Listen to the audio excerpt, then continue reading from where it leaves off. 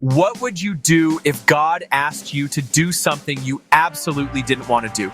Well, a prophet named Jonah found out the hard way. God told Jonah to go to Nineveh, a city full of people Jonah despised, and warn them of coming judgment.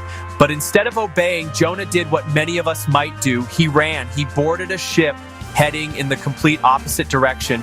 But you can't outrun God. A massive storm hit the ship, and the sailors, realizing Jonah was the cause, threw him overboard. That's when something incredible happened. God sent a great fish to swallow Jonah whole. For 3 days and nights, Jonah sat in the belly of that whale, surrounded by darkness and the stench of digested sea life.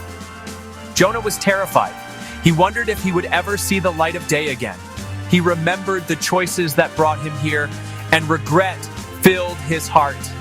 It was there, in his lowest moment, that Jonah finally prayed. In the belly of the whale, Jonah cried out to God.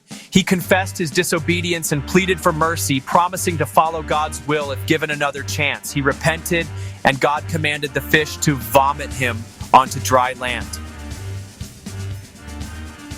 This time Jonah obeyed. Jonah traveled for days across the hot, dusty roads, his heart changed by the ordeal. He was determined to fulfill God's command, no matter the cost. He went to Nineveh, delivered God's message. Jonah proclaimed, "In 40 days, Nineveh will be overthrown." The people listened, their faces turning from fear to sorrow. Even the king removed his royal robes and sat in ashes, calling everyone to repent, and the entire city repented. Sometimes our greatest breakthroughs come after our biggest breakdowns.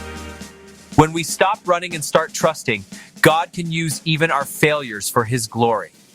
The story of Jonah reminds us that no one is beyond forgiveness, and that even when we run from our purpose, we can find our way back. Sometimes the greatest lessons come from the darkest places.